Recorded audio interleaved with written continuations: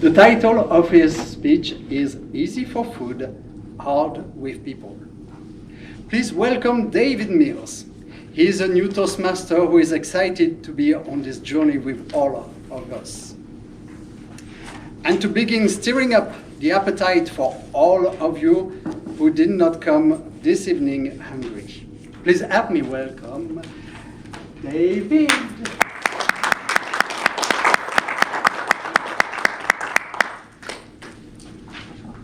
Thank you, Mr. Toastmaster, ladies and gentlemen. And I want to thank Mandar for his table topic earlier this evening.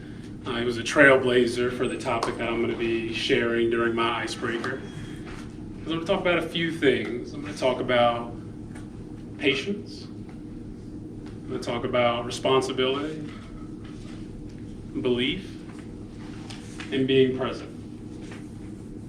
As someone who's been recently diagnosed with autism, these are a few things that are easy for me to practice when it comes to food. And that I'm hopeful as I share this, it'll help myself and others better practice some of these things with people. Because pancakes taught me patience. My favorite breakfast restaurant in Nashville, where I grew up, was Pancake Pantry. It was one of those restaurants that if you don't get there right when it opens, when you do get there, there's going to be a line out the door and around the corner, and you're going to be waiting for a little while. But nobody seemed to mind. You would wait outside and then inside. And maybe the most exciting moment was when you got to the maitre d' and you finally knew that the wait was over. And the rest would soon be history. But what pancakes taught me is that patience is really about what you're looking forward to, not about the time you actually spent waiting. Now, ribs taught me responsibility. My favorite food in the world is Memphis-style dry rub ribs. Every year on my birthday, my parents would take me to South Street, my favorite restaurant in Nashville, and we didn't have to look at the menu. It was going to have crab and slab, some iced tea mixed with lemonade, finished with a nice key lime pie. Now, one year they ran out of key lime pie, and the owners were so kind, they actually went to the restaurant next door so that I could fulfill my birthday tradition of coming to South Street every year. And that was where I learned hospitality. Another summer, my mom hired me into her dental practice, my high school job during the summer one summer. And on my birthday that summer, she helped me understand how you could write off a business lunch when you were having lunch with one of your employees. It's a lesson that I'll never forget. Now, eventually the owners for South Street would change hands, and shortly thereafter, I would endure my final birthday at South Street. My father helped me understand that, sometimes when ownership changes hands, quality can deteriorate.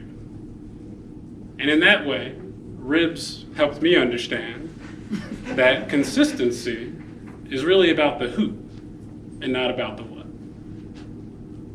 Now, bread made me a believer.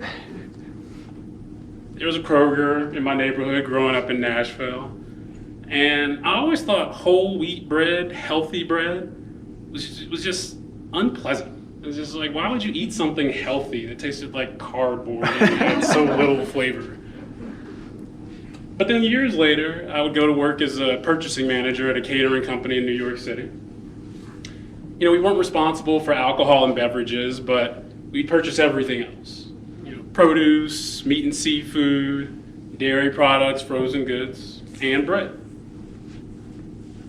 And one day, our baker delivered more bread than we actually needed for the events of that evening. I had an opportunity to try whole wheat bread.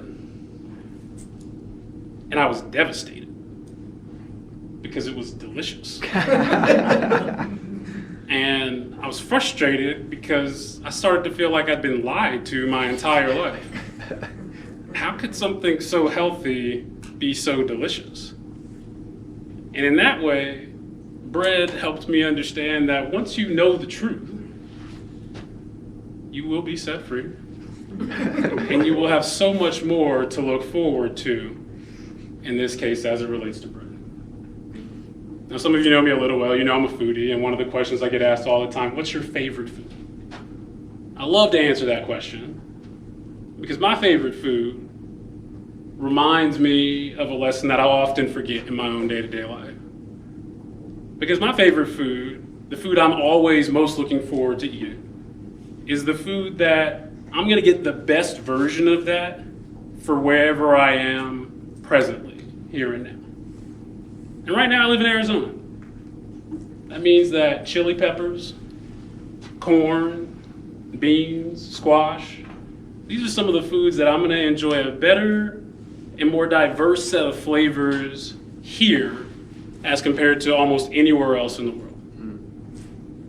Now, I hope some of you don't believe me because that's eventually going to give me an opportunity to share with you my world famous breakfast tacos. But for me, food is really a way that I help to be present and to not neglect the flavors of today for some of the things that I could be tasting tomorrow. Now, some of you get to know me a little bit. There will certainly be some times that you find me impatient, inconsistent, doubting, and a little distracted. And when that happens, I want you to remember a few things. I want you to remember that it's me, not you. I want you to remember that I'm autistic and that I'm probably a little hungry. Thank you, Mr. Toby.